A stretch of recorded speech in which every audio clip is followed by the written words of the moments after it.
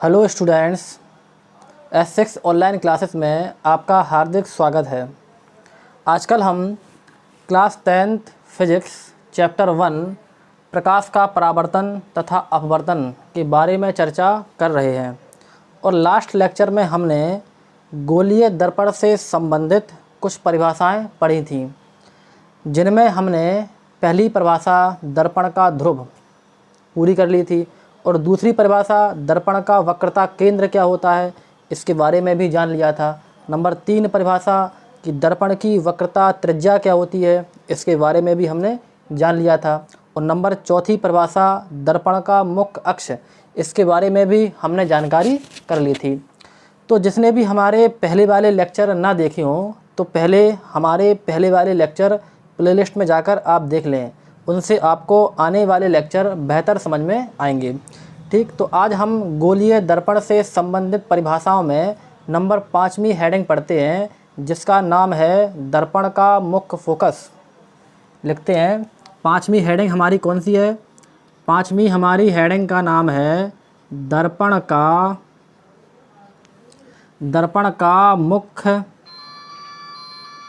Focus. दर्पण का मुख्य फोकस क्या होता है इसके बारे में हमें जानकारी करनी है, जिसे हम इंग्लिश में फोकल पॉइंट भी बोलते हैं। ठीक, चलो पहले इसकी हम डेफिनेशन लिखते हैं, फिर इसे हम बारी बारी से समझते हैं। ठीक, लिखें मुख्य अक्ष के समांतर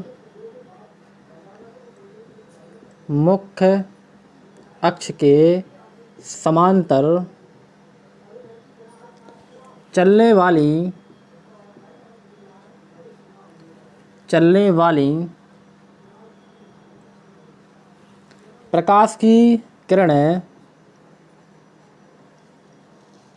प्रकाश की किरणें दर्पण से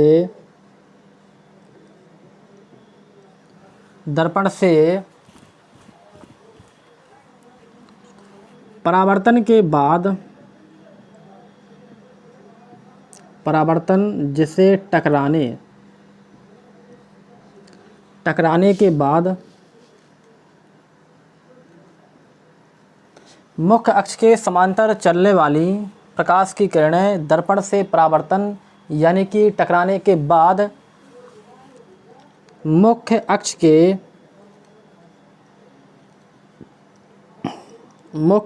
के जिस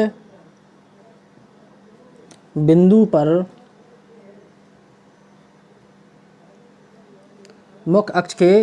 पर मिलती हैं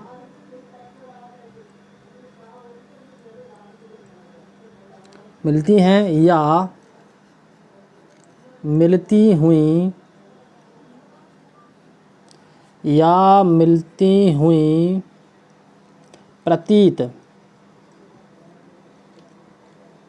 प्रतीत होती हैं, दर्पण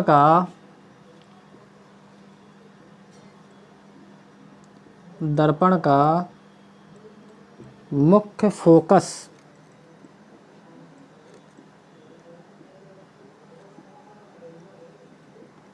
फोकस कहलाता है।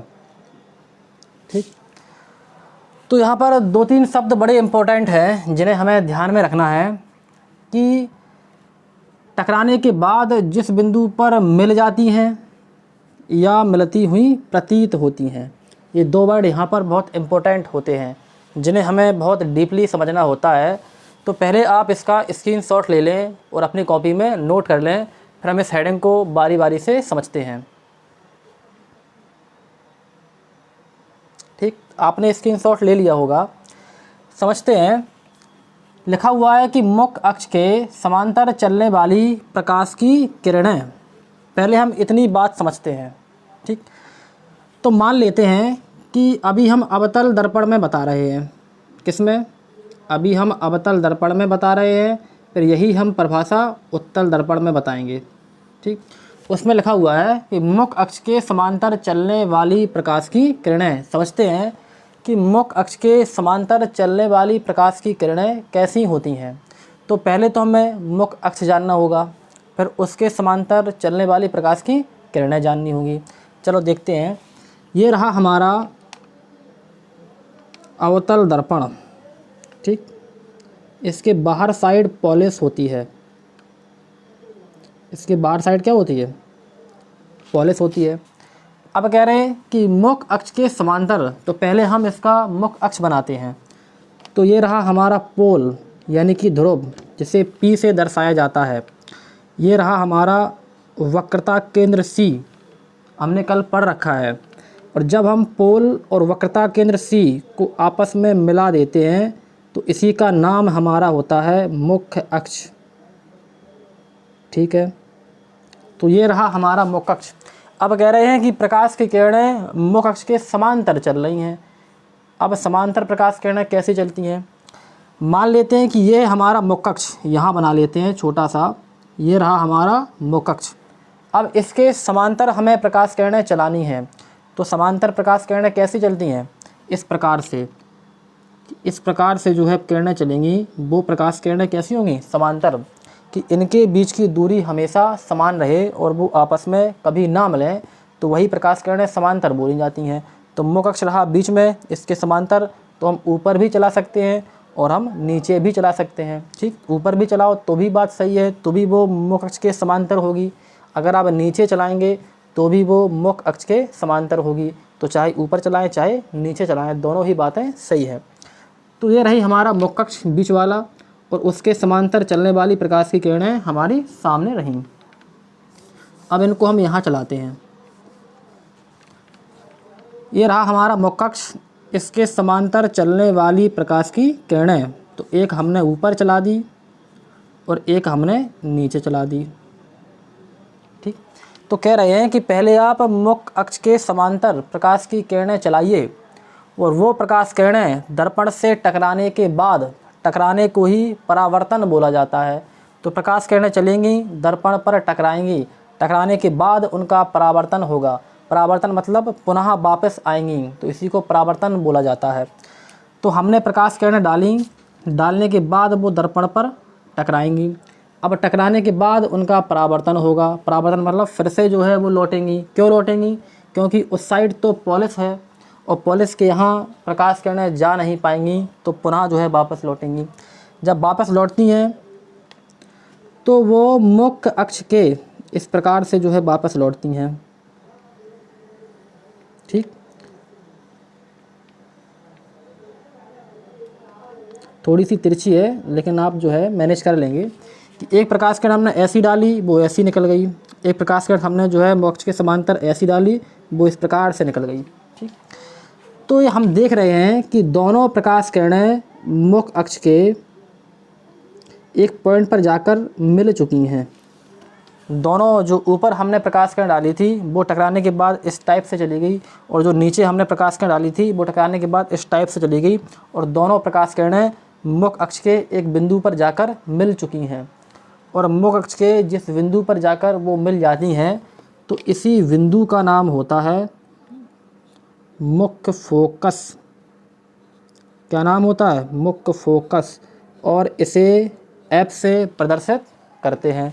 तो जहाँ पर दोनों प्रकाश किरणें मिल जाएंगी उसी का नाम होगा मुख्य फोकस, ठीक। तो आप डेफिनेशन लिखेंगे और अवतल दर्पण का फिगर बना लेते हैं। और ध्यान रखना है कि अवतल दर्पण में प्रकाश किरणें वास्तव में मिल जाती हैं। अवतल दर्पण में जो प्रकाश किरणें हैं वो टकराने के बाद मुख्य अक्ष के जिस बिंदु पर मिलती हैं, तो वो कैसी मिलती हैं, वास्तव में मिलती हैं। कैसी मिलती हैं, वास्तव में मिलती हैं। हमें याद रखना है कौन से दर्पण में, अवतल दर्पण में। अवतल दर्पण में प्रकाश किरणें वास्तव में मिलती हैं। वास्तव में क्यों मिलती हैं, ध्यान से सुने। कि जब हमारा काम, हमारा जितना भी काम है, जब वो पॉलिश के इस साइड हो, कहाँ पर, जिस साइड पॉलिश नहीं है, अगर पूरा का पूरा काम वहाँ पर होगा तो प्रकाश किरणें हमारी वास्तव में मिलेंगी हमेशा, चाहे वो अवतल दर्पण हो चाहे वो उत्तल दर्पण हो। क्या बोला, कि जिस साइड हमारी पॉलिश नहीं होगी, अगर उस साइड प्रकाश किरणें आपस में मिलती हैं तो वो हमेशा वास्तव में मिलेंगी, चाहे वह अवतल दर्पण हो चाहे वह उत्तल दर्पण हो। लेकिन जब प्रकाश किरणें पॉलिश वाली साइड, ध्यान से सुने, जब प्रकाश किरणें पॉलिश वाली साइड जाकर आपस में मिलें तो वो हमेशा मिलती हुई प्रतीत होती हैं। कैसी? 2 वर्ड हैं, हमें याद रखना है। मिलती हुई प्रतीत होती हैं।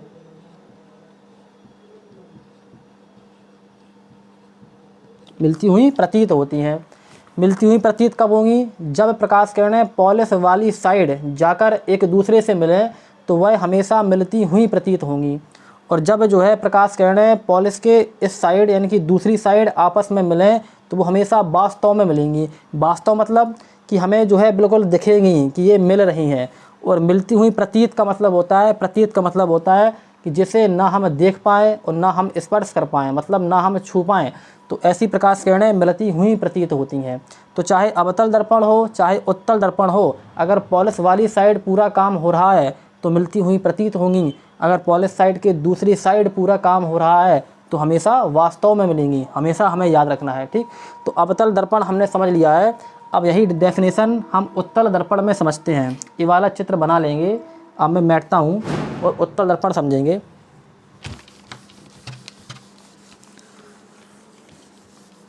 उत्तल दर्पण में मिलती हुई प्रतीत होती हैं और अवतल दर्पण में मिलती हैं। कैसे बनाते हैं उत्तल दर्पण? उत्तल दर्पण इस प्रकार से बनाया जाता है। इसके अंदर वाले साइड पॉलिश होती है, ठीक। ये रहा हमारा ध्रुव P और ये रहा हमारा वक्रता केंद्र C, कल हमने पढ़ा था। और ये रहा हमारा मुख अक्ष। अब इसी मुख अक्ष को हम जो है यहाँ बढ़ा लेते हैं। किस साइड? बाएं साइड। हमने मुख अक्ष को बाएं साइड थोड़ा सा आगे बढ़ा लिया। क्यों बढ़ा लिया? क्योंकि हमें बाएं साइड से प्रकाश की किरणें डालनी हैं। और एक बात और याद रखें, हमेशा जितने भी पॉइंट मैं बता रहा हूँ सारे पॉइंट कॉपी में नोट करते चलें।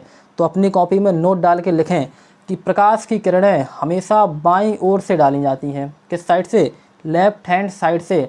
कभी आप भूल के भी प्रकाश किरणें दाईं ओर से नहीं डालना, चाहे वह अवतल दर्पण हो चाहे वह उत्तल दर्पण हो, हमेशा बाईं ओर से डालना है। अगर आप दाईं ओर यानी कि राइट हैंड साइड से डाल देंगे तो आपका फिगर यानी चित्र गलत हो जाएगा। तो हमेशा बाईं तरफ से हमें प्रकाश किरणें डालनी है। इसीलिए हमने मुख अक्ष को थोड़ा सा बाएं साइड पीछे की ओर बढ़ा लिया। अब डालनी कैसी प्रकाश किरणें हमें? समांतर। तो डालते हैं। ये रही समांतर, एक हमने ऊपर डाल दी और एक हमने नीचे डाल दी, ठीक। अब ये प्रकाश किरणें जैसे ही दर्पण पर जाकर टकराएंगी तो टकराने के बाद उस साइड नहीं निकल पाएंगी। क्यों? क्योंकि उस साइड पॉलिश लगी हुई है। तो जिस साइड पॉलिश लगी हुई है तो उस साइड नहीं निकल पाएंगी। जब नहीं निकल पाएंगी तो टकराने के बाद वो यहीं से इस प्रकार से जो है वापस लौट जाएंगी। क्यों? क्योंकि उस साइड पॉलिश है और पॉलिश वाली साइड वो जा नहीं पाएंगी, तो टकराने के बाद यहीं से वापस लौट जाती हैं। लेकिन अब दोनों प्रकाश किरणें कहीं मिली नहीं हैं। हम देख रहे हैं कि एक प्रकाश किरण इस टाइप से ऊपर चली गई और दूसरी प्रकाश किरण इस टाइप से जो है चली गई, तो दोनों प्रकाश किरणें आपस में नहीं मिली हैं। तो अब हमें मिलाना है, क्योंकि उसमें लिखा हुआ है कि मुख अक्ष के जिस बिंदु पर मिलती हैं या तो वास्तव में मिल जाएं, उसका मतलब होता है मिलती हैं, या मिलती हुई प्रतीत होती हैं। मिलती हुई प्रतीत का मतलब वो वास्तव में ना मिलें, हम उन्हें ज़बरदस्ती मिलाएं। जब प्रकाश किरणें वास्तव में नहीं मिलेंगी तो हम उन्हें ज़बरदस्ती मिलाएंगे। कैसे मिलाएंगे? ज़बरदस्ती। कैसे? देखेंगे।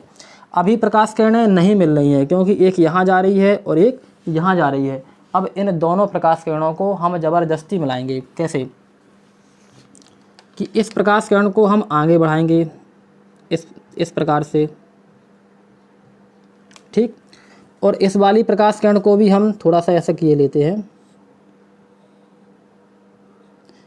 इस प्रकाश किरण को भी हम कहाँ बढ़ाएंगे? आगे बढ़ा देंगे। किस साइड? पॉलिश वाली साइड। तो पॉलिश वाली साइड हमने दोनों प्रकाश किरणों को आगे बढ़ा दिया। और जब पॉलिश वाली साइड, ध्यान से सुने, जब हमेशा पॉलिश वाली साइड आप प्रकाश किरणों को आगे बढ़ाएंगे तो वो हमेशा मिलती हुई प्रतीत होंगी। हम देख रहे हैं कि हमने डॉट डॉट करके लाइनों को आगे बढ़ाया है। जब आप पॉलिश वाली साइड प्रकाश किरणों को आगे बढ़ाएंगे तो हमेशा डॉट डॉट के द्वारा दर्शाएंगे। और जब पॉलिश के दूसरी साइड प्रकाश किरणें जो है बनाएंगे तो हमेशा डार्क लाइन से बनाएंगे। कैसी? पॉलिश के दूसरी साइड हमेशा डार्क लाइन से। लेकिन पॉलिश वाली साइड हमेशा डॉट डॉट लाइन से हमें बनानी है। ठीक है, आज वीडियो थोड़ा सा लंबा हो रहा है क्योंकि बहुत डीपली हमें समझाना है कि क्या कैसे किया जाता है, तो आप धैर्यपूर्वक समझें। तो दोनों प्रकाश किरणें गईं और ये रहा हमारा मुख्य अक्ष और इसके इस वाले बिंदु पर जाकर मिल गईं। हम देख रहे हैं कि दोनों प्रकाश किरणें जो है दर्पण के मुख्य अक्ष के इस वाले बिंदु पर जाकर ज़बरदस्ती मिलाई गई हैं, क्योंकि पॉलिश वाली साइड हमें मिलानी पड़ी हैं, तो ज़बरदस्ती मिलानी पड़ी हैं। अगर पॉलिश के दूसरी साइड जो है मिलाते तो वो अपने आप मिल जाती।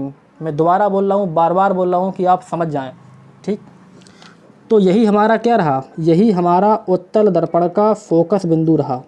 ठीक, तो उत्तल दर्पण का फोकस बिंदु इस साइड होता है और अवतल दर्पण का फोकस बिंदु इस साइड होता है, हमें याद रखना है। ठीक, तो पूरी परिभाषा हो गई। तो यहाँ पर लिखा था कि मुख्य अक्ष के जिस बिंदु पर मिलती हैं, मिलती किस में है, अवतल दर्पण में वास्तव में, इसीलिए लिखा गया है मिलती हैं, और लिखा गया है मिलती हुई प्रतीत होती हैं। मिलती हुई प्रतीत किस में होती हैं, उत्तल दर्पण में, क्योंकि वो पॉलिश के उस साइड होती हैं।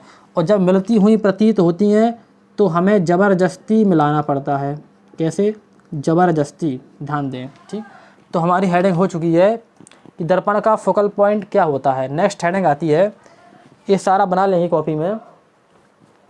हमारी नेक्स्ट हेडिंग आती है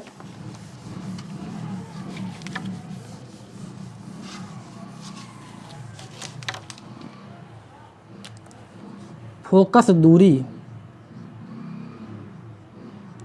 फोकस दूरी,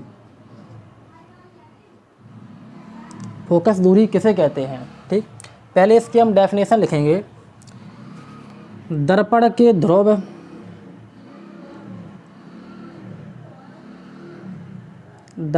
ध्रुव तथा फोकस बिंदु, जिसे मुख्य फोकस बिंदु भी कह सकते हैं, एक ही नाम है। फोकस बिंदु F तक की दूरी, F तक की दूरी फोकस दूरी, फोकस दूरी कहलाती है। फोकस दूरी कहलाती है। इसे स्मॉल f से प्रदर्शित करते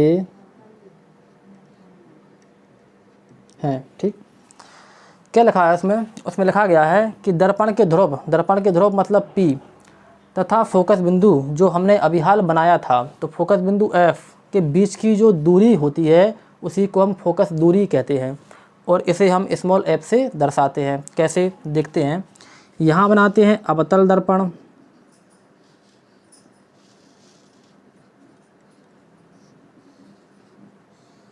और यहाँ बनाते हैं उत्तल दर्पण।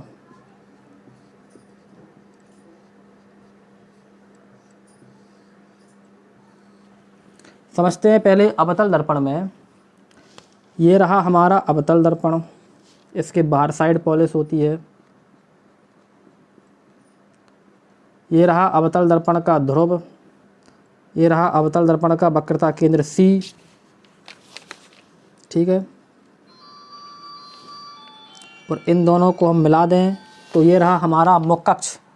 ठीक, और यहीं पर मुख्य अक्ष के बीचों बीच हमारा फोकस बिंदु होता है। हमें ध्यान रखना है कि मुख्य अक्ष के बीचों बीच हमारा क्या होता है, फोकस बिंदु। दर्पण के ध्रुव और वक्रता केंद्र C के बीचों बीच, जस्ट बीचों बीच हमारा फोकस बिंदु स्थित होता है। कहाँ पर, दर्पण के ध्रुव P तथा वक्रता केंद्र C के जस्ट बीचों बीच।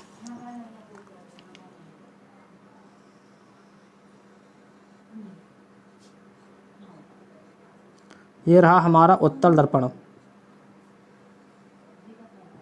उत्तल दर्पण का ध्रुव, और यहाँ पर है हमारा C वक्रता केंद्र। इसको हम मिला दें तो ये रहा हमारा मुख्य अक्ष। और ऐसे ही यहाँ पर दर्पण का जो फोकस बिंदु होता है वो ध्रुव और वक्रता केंद्र C के ठीक बीचों बीच होता है। इसी प्रकार यहाँ पर जो दर्पण का फोकस बिंदु होता है वो दर्पण के ध्रुव P और वक्रता केंद्र C के ठीक बीचों बीच होता है। तो परिभाषा क्या बोली गई है, परिभाषा बोली गई है कि दर्पण के ध्रुव P तथा फोकस बिंदु F, दर्पण का ध्रुव P ये है और फोकस बिंदु F ये है। इन्हीं के बीच की दूरी जो यहाँ से लेके यहाँ तक जो दूरी है ए वाली, इसी दूरी का नाम क्या होता है? फोकस दूरी, और इसे F से प्रदर्शित करते हैं। इसी प्रकार यहाँ पर कि जो दर्पण का ध्रुव और फोकस बिंदु F के बीच की दूरी ये वाली, इसी को F से प्रदर्शित करते हैं, इसी का नाम होता है फोकस दूरी। ठीक, तो हम समझ गए होंगे। तो हमारी फोकस दूरी हेडिंग जो है वो कंप्लीट होती है। हम नेक्स्ट हेडिंग समझेंगे।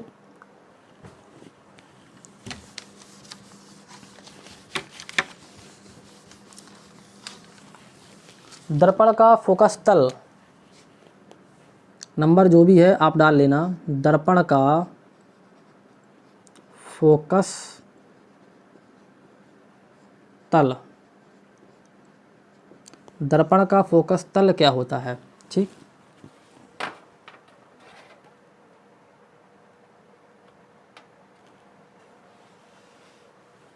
लिखेंगे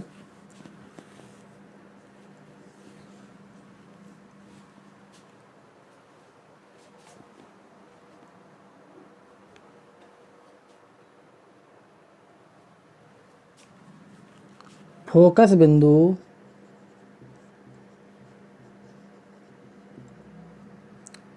बिंदु से होकर जाने वाले, फोकस बिंदु से होकर जाने वाले तथा मुख्य अक्ष के लंबवत तल को दर्पण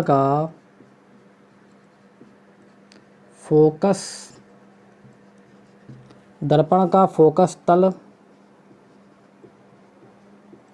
कहते हैं। क्या लिखा हुआ है? लिखा है कि जो दर्पण का फोकस तल होता है वो दर्पण के फोकस बिंदु F से होकर जाता है और जो मुख्य अक्ष है उसके लंबवत होता है। लंबवत का मतलब मुख्य अक्ष के साथ 90 डिग्री का कोण बनाता है, साथ में जो है फोकस बिंदु से होकर जाता है। कैसे देखते हैं। यहाँ पर डालते हैं अवतल दर्पण,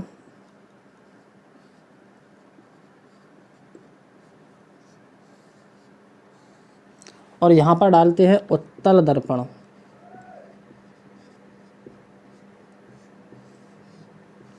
ध्यान से देखें, ये रहा हमारा अवतल दर्पण, बार साइड पॉलिश होती है। ये रहा अवतल दर्पण का ध्रुव P, ये रहा अवतल दर्पण का वक्रता केंद्र C। इनको मिला दें तो ये रहा मुख्य अक्ष, और ठीक बीचों बीच हमारा फोकस बिंदु F स्थित होता है। तो कहा गया है कि जो फोकस तल है वो फोकस बिंदु से होकर जाएगा, मतलब फोकस बिंदु पर ही होकर जाएगा और साथ में मुख्य अक्ष के साथ 90 अंश का कोण बनाएगा। तो किस प्रकार से होता है? इस प्रकार से जो है फोकस तल बनाया जाता है। जो मैं लाइन बना रहा हूँ, इसी लाइन का नाम क्या है? इसी लाइन का नाम है फोकस तल। क्यों है? क्योंकि जो लाइन है वो लाइन फोकस बिंदु F से होकर जा रही है। हम देख रहे हैं कि फोकस बिंदु F पर ही बनाई गई है, तो फोकस बिंदु F से होकर जा रही है। साथ में हमारा जो मुख्य अक्ष है, उसके साथ 90 डिग्री के एंगल पर है क्योंकि मुख्य अक्ष हमारा ऐसा है और फोकस तल हमारा इस प्रकार से है, तो इन दोनों के बीच में 90 डिग्री का एंगल बन रहा है। तो इसी जो लाइन बनाई गई है वो फोकस बिंदु से होकर जा रही है, साथ में मुख्य के साथ 90 अंश का कोण बना रही है, यानी कि लंबवत है। तो इसी लाइन का नाम क्या होता है? इसी लाइन का नाम होता है फोकस तल। अब यहाँ पर देखते हैं उत्तल दर्पण में,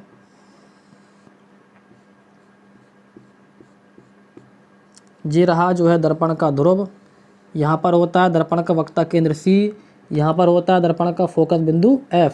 तो कहा गया है कि फोकस बिंदु से होकर जाएगा, तो इस प्रकार से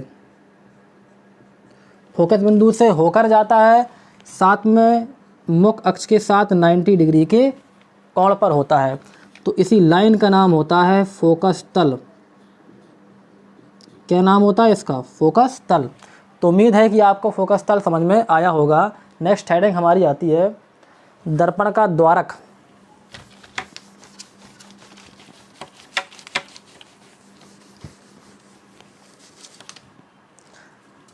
दर्पण का द्वारक किसे कहते हैं? तो लिखें दर्पण के परावर्तक तल के या पृष्ठ तल को ही पृष्ठ बोला जाता है। दर्पण के परावर्तक तल के व्यास को दर्पण का द्वारक कहते हैं।